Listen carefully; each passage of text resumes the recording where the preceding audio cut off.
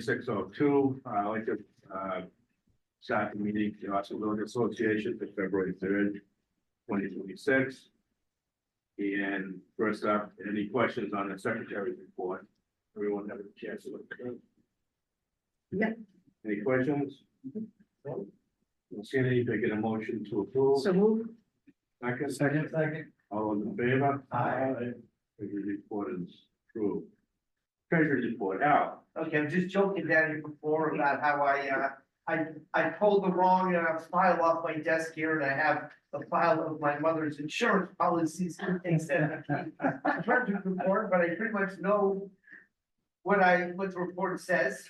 Great. One, because I did it last night, and secondly, nothing happened from last month. We have like $1,200 in the general fund in the bank account, $3,000 in the money market fund, and about $19,000 in the Robert Smith fund. I'm not sitting, Michael Tallman sent in, he sent in, which I didn't write the check yet, he sent in the, his bill. Okay, And I don't have the amount with me right now. that's okay. It's 600, I think, 600. because I got the same bill. That's it. Good. Any questions for Al? Yeah, how come Al is slacking off so? Sad. Getting senile. Jake told me to say. It's February, so that's okay. Put me at double secret probation. Everybody in the room knows. Double secret. Get a motion to approve the treasury report. Moved. The second, Second. all those in favor? Treasury report is approved. Cindy, OBPA. Okay, the OBPA website is officially launched with a soft rollout. It is a rollout, it's live. Few components to add and platform features to learn, which we're working through now. We're setting up ways to streamline communications and outreach to the businesses to make them aware. We're also getting ready to mail out the OBP brochure to get businesses updated for the 2026, which we're going to do in like red, white, and blue to celebrate the 250th and the 100th. Chocolate Fest is February 14th. Hopefully it'll draw people to the village. It's going to start off with the dog parade at 11 that Cavaliers are supposed to be part of. And there'll be a chocolate contest where people can bring something and the judges will be able to test it and there'll be a winner. We will not have samples, but we will have prepackaged chocolates. Anthony Samaco will also be doing a talk on the history of chocolate and different chocolatiers. And we want to thank Carol Williams for all her work on this. Follow up on my last report, I reached out to the Marstonville Civic Association related to their flags and how they have them and how nice they are. Their pole holders are made of white PVC cut into pieces and screwed into the poles. They're angled upwards and it's easier than having them straight out. It keeps them out of the way of cars. The American flag poles are wooden poles and they're around 5 inches long. They do use other PVC poles for other occasions and then they change them and use ties to secure them. But I think it's something we really want to look into while it is the 250th and the 100th of COM to make sure we have nice flags and things coming into the village. Looking ahead, I'm going to start the permitting process for Village Day and, planning the year out in advance. So things are smooth because I like to plan. Thank you. Any questions for Cindy? Yeah, nice job. Just a comment, I went to Anthony's talk on the history of spring spaghetti. It was excellent. Yeah, everything's up here. It's amazing. Yeah. Those are excellent. And thank you to the library for offering that, because it was really cool. I learned a lot. He's actually our board president. Yeah, good, said that. It's awesome. Just that way. Welcome back to vacation. Thank you. John, town council report. I've got basically 3 items here. I'll go as quick as possible. They had committee assignments every year. We do new committee assignments, and this year we'll again be on appointments. I'll also be on the town council zoning new committee, that's made of councilors, and on town properties. There's the disposal of town properties, what to do, and that kind of thing. we just, our last meeting, we had a lot of articles dealing with zoning downtown Hyannis. That was actually postponed, because they wanted to do a conflict of interest, check on all the counselors that live downtown. It sort of was a little late because they sent out the lawyer sent out the message day of the meeting. But in the past, it's been a number of, a week or two before, so sort of set the agenda off the deep edge. Those articles deal with downtown parking, building heights. We appeal the downtown zoning village district and replacing with downtown neighborhood district. And this really has to do with building size and not on Main Street. The home occupation ordinance, we're repealing and replacing that. One adds definitions and licensing requirements and other provisions. We also had one that was an article repeal and replace of off-street storage and of trailers. And we going to replace a new section for off-street parking, storage, and commercial vehicles, trailers, and mobile homes. Those are the ones that were postponed for another time. And I think that would have been a long discussion, so we had a short meeting for the first time.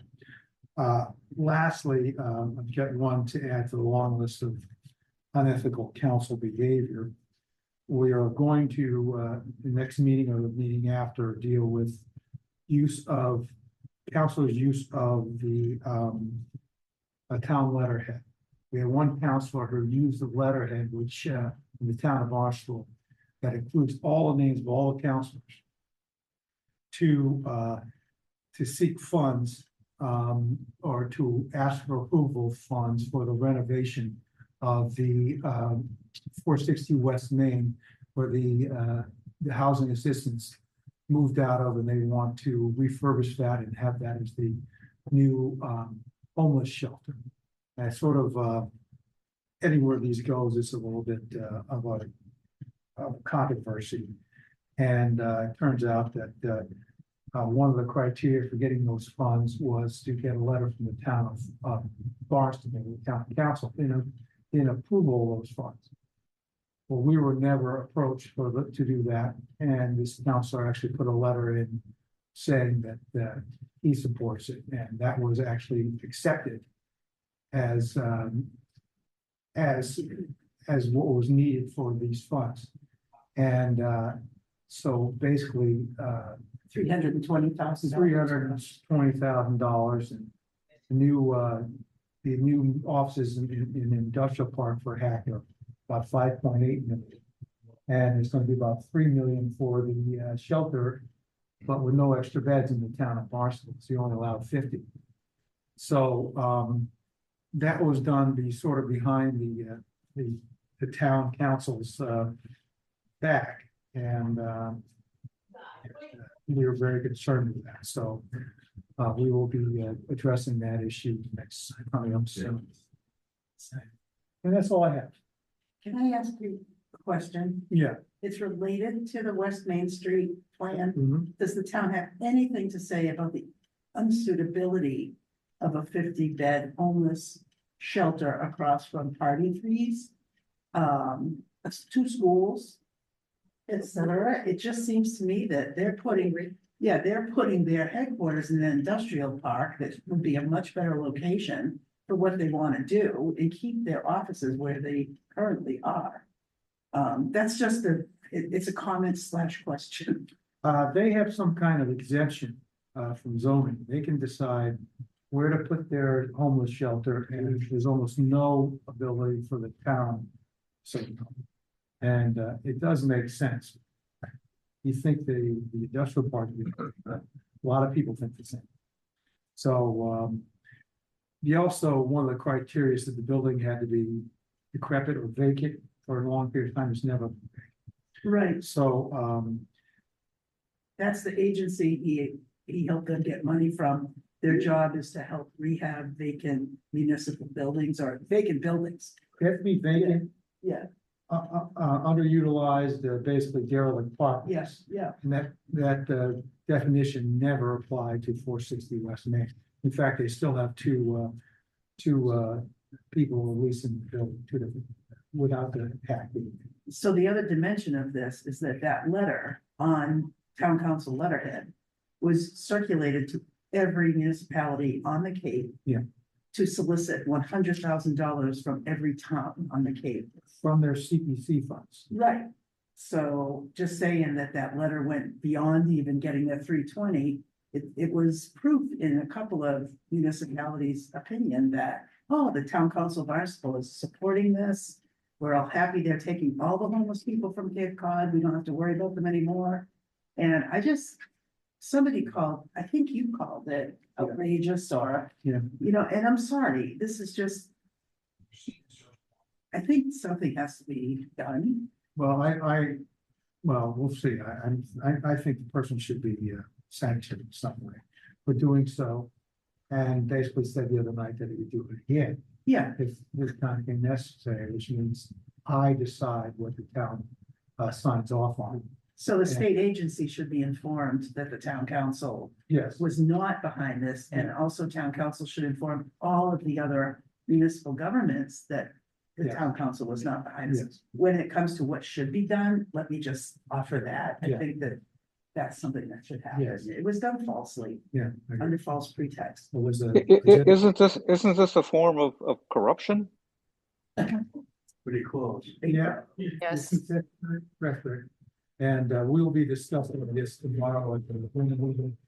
Well, I will, so I will, it'll be adjusted as we talked about now. And that's what I'd like to do, and I hope I put it in your agenda for next week, or next town council meeting. So that's what I have. Oh, thanks. Can I just ask a follow-up? So it was on town council letterhead? Yeah, Was it signed on behalf of the entire council? no, behind of that one counselor. But it had the look of something of approval from the town council. I would, because my name was on it, every other council's name Right, was on it. but it didn't say like on behalf of, No, it didn't, but the, I mean, that's just completely unethical. Yeah, yes, it is. yeah. And it was accepted as being that, as being approved by the council. Right. Housing assistance never came to us to discuss it, never presented it. And then they used that as one of the criteria for getting the funds. Which is, yeah. Did Tepper see this at all before it all? The who? The attorney? Oh, Norbert? No. Norbert. Did anyone see that? I'm not sure. I've heard that she's approved that it was okay for him to send this letter. She out. gave him the letter. Yes, That's what the folks are saying. yes, and if he wanted to do that and say, I'm in favor of that, he should have done it as a business letter. He was on the radio the other day saying, well, it's the only letterhead I have available. Well, it's A plain piece of paper a would. plain piece of paper would have been fine, but the excuses he's come up with, Someone phoned in to the local radio station, suggested a GoFundMe page, get a personal station. yes, You yes, heard that too? Yep, It's funny. yes. it was funny. He went on this morning defending himself. Yesterday. Yesterday, I didn't think he did anything wrong, so. Yeah. And he talks all the time about how he works with the homeless, that I'm not heartless. I do, feel terrible for our neighbors in need who have, we need shelter. But I work with the homeless, and so I have the right to do this, and it's just not kosher. Basically virtue signaling, that's what. Well, he it's virtue signals all the time, but, whatever, It's quite a what a character. personality. Yeah, he is. There's no kings in Barnstable? No. Hey, Pete, can I just jump in there? Exactly. We always hear that Hyannis gets the short end of things and people want to put things in Hyannis. Historically, it's always been the council that's made those decisions, and I've always sort of considered the idea that other villages want to stick things in Hyannis to be untrue, because I don't think anyone actually does. I think developers do, and I think the council's always said yes. But in this case, I think it's really important, and I've said this before, that the other villages really speak up to to sort of maximize protection of hyannis. I think if there's anything at all that can be done in this case, to give hyannis a fair shake here and considering where this belongs. I really appreciated, John, the other night, I watched the meeting after the fact and you spoke up. I just really encourage that and kind of applaud and hope other villages really speak up to maximize hyannis's ability to sort of pass some judgment here and have a say. Yeah, We appreciate that. Any other comments for John? Thank you, John. Anyone for old business? you want me to go here? Yeah, so I hate to be on the old business, new business. Or new business, which do you? Yeah, it doesn't matter at this point. Why don't we do, you can do it on the old business. Okay, Just fill us in a little bit. This happened today or in the last couple of days, but go ahead, Sudhir. sure. So Pete, did me the favor of copying a letter I sent today to the Secretary of Energy and Environmental Affairs in Boston, Secretary Tepper, and this was on my new letterhead for Safe Greater Dowses. But anyway, the background here is that Safe Greater Dowses Beach completed phase 1 of a very carefully put together project to monitor the EMF levels coming off of the 2 cables at Coble's Beach, transmitting energy from Vineyard Wind. I know Robert is very well aware. Pete's actually taken measures over there himself. And what we discovered, the bottom line is that Vineyard Wind woefully underestimated in their modeling the level of EMF that would come off those cables. And their model was based on 62 turbines spinning. That's what's called nameplate capacity, even though operational capacity is closer to 45 or 50%, they base their modeling on 62%. At most, and we have spotters who tell us almost every day how many turbines are spinning. We've never seen more than 21, maybe 22, a couple times spinning. Today, for example, there were 14 spinning. But even with that low percentage of turbines operational, the EMF coming off of those 2 cables is what we call the north cable and the south cable, far exceeds what they modeled as the maximum amount of ELF EMF coming from that infrastructure. Now recall, that's in the parking lot, but these cables run through 5.3 miles of residential and industrial neighborhood. It's the residential neighborhoods we worry about. So if you buy a home adjacent to an extra high voltage electric facility, that's a choice you make. These residents have no clue that right outside their front yard is now an extra high voltage facility emanating high levels of EMF. So the letter that Pete, I sent today, and I sent her as well, the full report with all our data.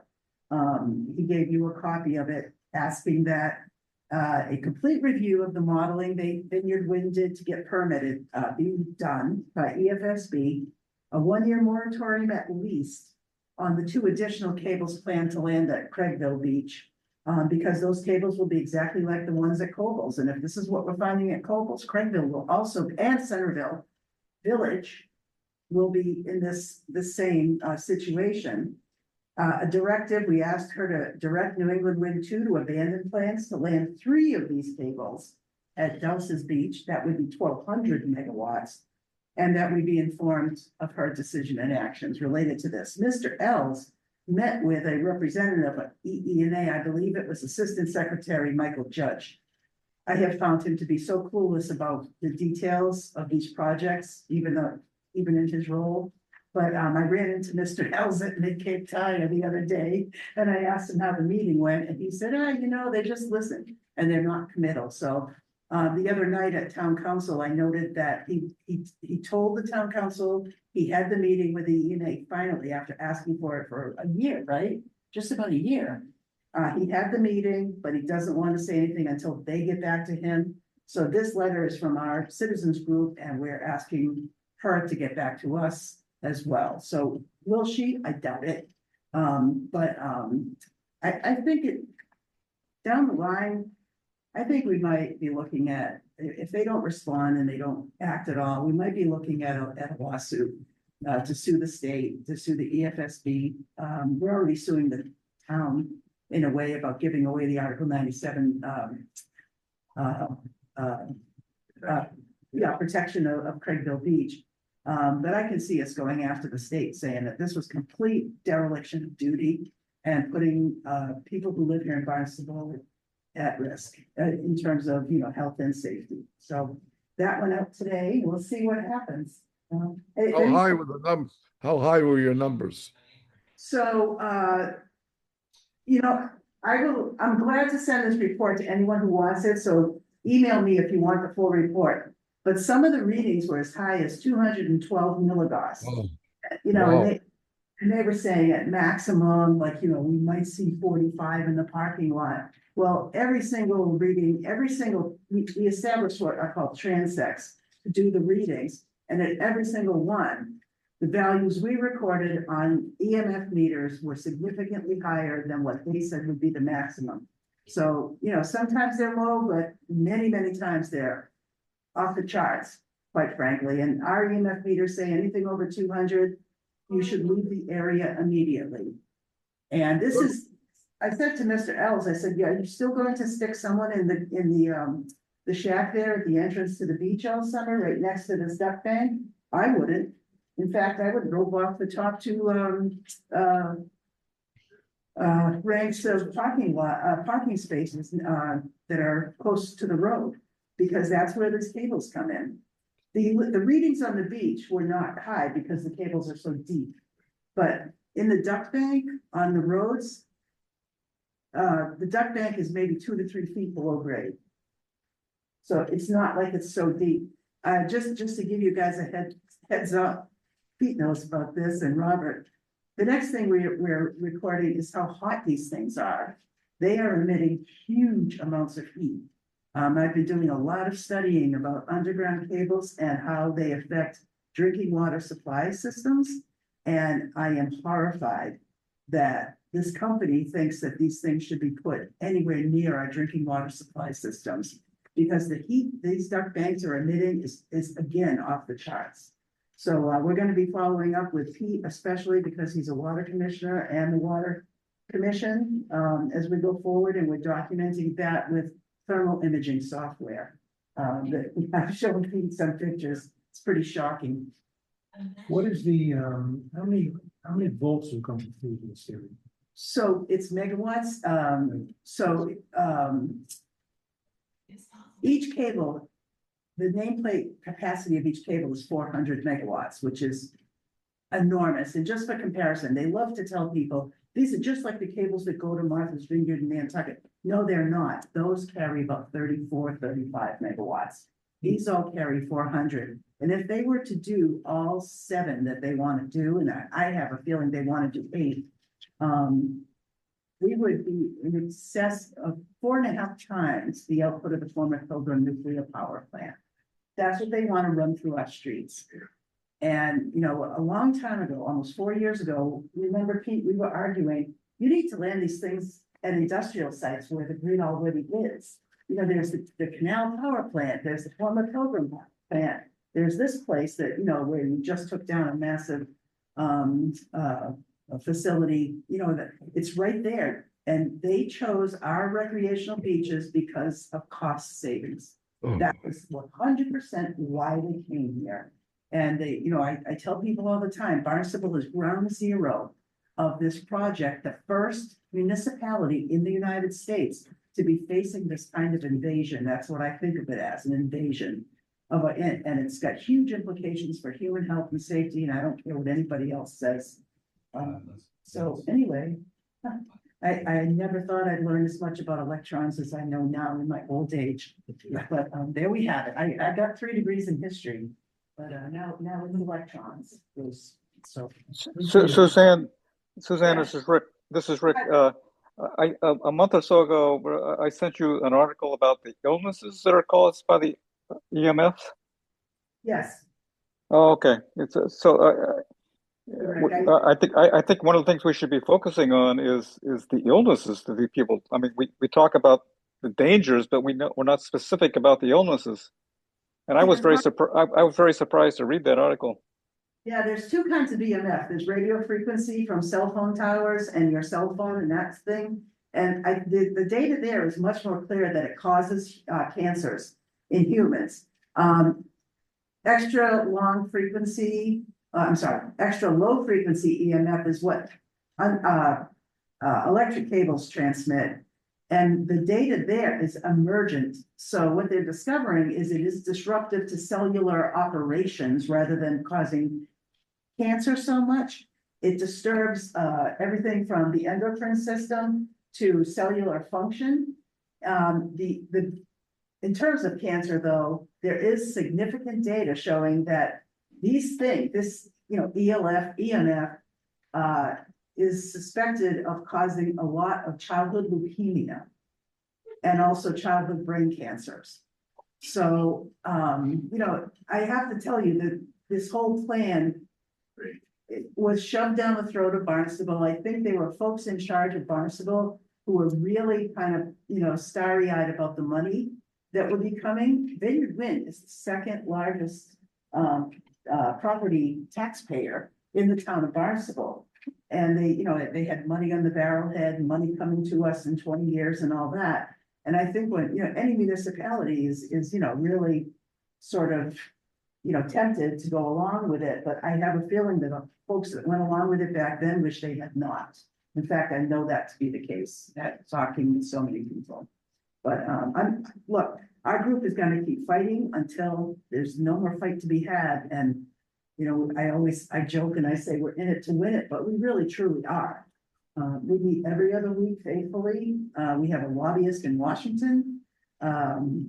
We have some very good friends, and we'll just keep fighting.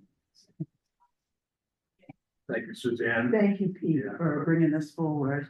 Couple of things on the health.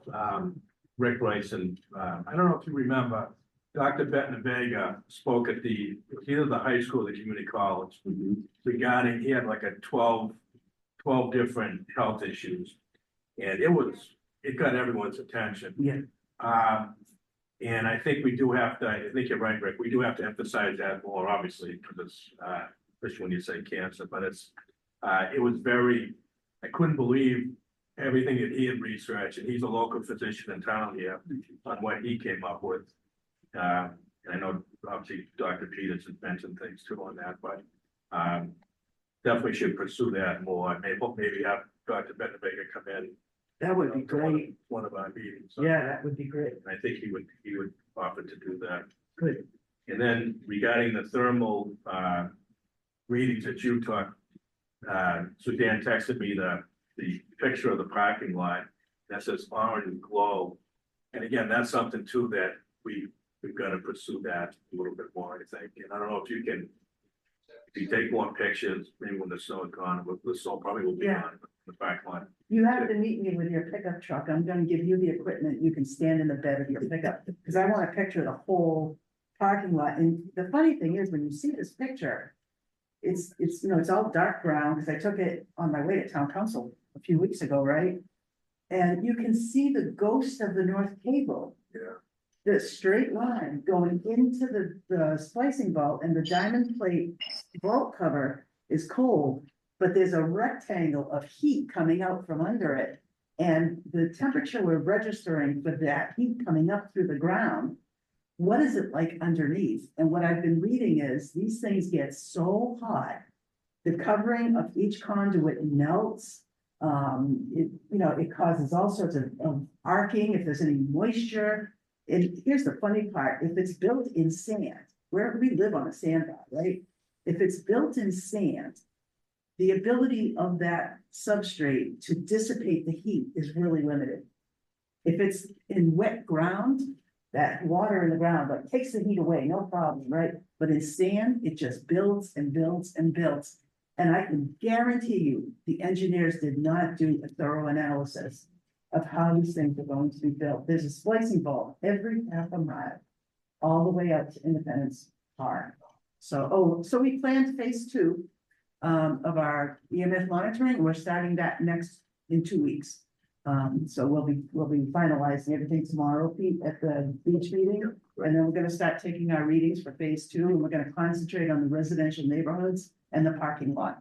Because we know the beach isn't gonna be a problem, but the parking lot and the residential neighborhoods are a huge problem. So thanks for hearing me out. Thanks again for everything you do. Yeah. It's like we're very lucky to have you. Very good work. Oh, thank you. I got a question. Oh, yeah, I know. Yeah, Suzanne, just the one thing, because Yes, I've been hearing you speak about this for several years here. yeah, And yeah, it's very convincing, very compelling. But there's just one thing everybody's overlooking here. It's the simple thing that everybody in Massachusetts would approve, or why they wouldn't want these things. When the Wall Street Journal had an article a couple weeks ago sorry. about what we're paying for electricity. 90% of America is paying 13 to 15 cents per kilowatt hour. Massachusetts is paying 30 cents. And in this stupid project, it goes to 45 cents a kilowatt at the very least. Massachusetts lost 24,000 people 2 years ago, 38,000 last year. There'll be over 50. People are just leaving it. They can't live here. No. Why is it that thing? What they're talking about is that you're forcing people to leave. Yeah, we have a great governor. She just blames Trump for the utility bills. Of course. But anyway, enough said there. I have to stay in my lane, so I'm completely aware of what's going on with the utility bills.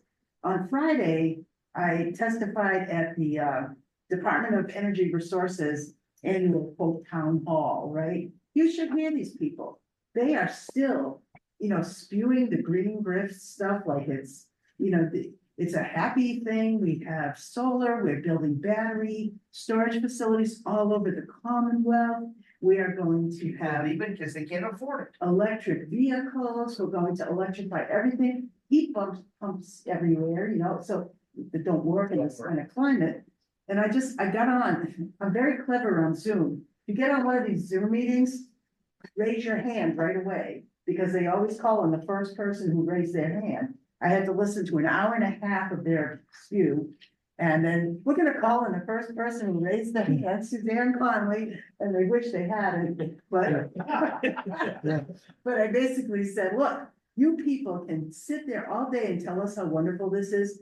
Do you have any idea that there are not hundreds, not thousands, tens of thousands of Massachusetts residents who are furious about everything you're doing? So, and so I want to know why in an hour and a half, I didn't hear one single word about offshore wind. Why did I not hear one single word about the 83C4 solicitation to buy energy from New England Wind 1, which plans to land at Prattville? What a non-answer I got. Well, governor is going to really reduce your bills, and it was mind-blowing. It was really mind-blowing. Is there something like, do we have an option, like, can I buy my electricity from Texas, so where it's 13 cents a kilowatt hour? No, Instead of 35? no, because they make a deal with the distributors. And that's what a PPA is. It's the state's agreement to buy electricity from this generator. So whether it's a coal plant, a gas plant, wind or solar, they make power purchase agreements at this price with that. And we're help us. We are held There's no hostage. question. Yeah, and somebody wrote in the Wall Street Journal, I think this week, saying, look, states like New York and New Jersey, they're as bad off as Massachusetts in this regard. Hundreds of thousands of people leaving those states. Yeah, and I'm pretty sure it was the Wall Street Journal, because it did an analysis of future costs. This is something these states are gonna be dealing with for 10, 15, 20 years. This isn't going away because these power purchase agreements are in place. And they're 20, sometimes 20, 18, 20 years duration. So we're screwed, utility wise, we're screwed, but this is only gonna make it worse. It's only gonna make it worse. But anyway, sorry, I tend to go on and on. It's- Gotta get it out there. It's great. Oh, Yeah, if I could just add to your utility cost, I'm sure you're all aware, there are two factors in our electric costs. One is the generation of the electricity, and two is the delivery of the, and the delivery cost is more than twice the amount of the generation. And it's gonna, and I just read an article, it's gonna go up like 13%. So, and when you look at the elements that compose that make up the delivery cost, you're paying into the EV car fund, you're paying into all these other things that have nothing to do with the delivery of the electricity. So it's just another way to tax you in the back door. Yeah, Mass Save is a big expense on most ratepayers. It's a way to reduce costs for people of little means, but we're paying for it, you know? I don't know. There are many, many dimensions to this, but we have to stay in our lane and fight these cable landings. You know, Tyler McAllister, my good friend, was on the radio this morning talking about what he's discovered out in the ocean. He's a commercial fisherman, and it was horrifying. And he called me up later and he said, "I'm sorry, I forgot to talk about the onshore impacts of offshore wind." I said, "Don't worry, I talk a lot." But it's true, it's in the ocean and it's on land, and people need to know what's in front of their homes now. And the fact that these people want to put, how many miles, Pete? 20 miles. It would be a total of 20 miles of this stuff under Barnstable streets. And we can't let that happen. We can't let that happen. So. Geez, all I thought about was golfing and going to the beach when I retired here. But that didn't work out so good. No, got a new license plate on my car. I have a new license plate. Little did you SPDB. know. Yeah, here comes SPDB.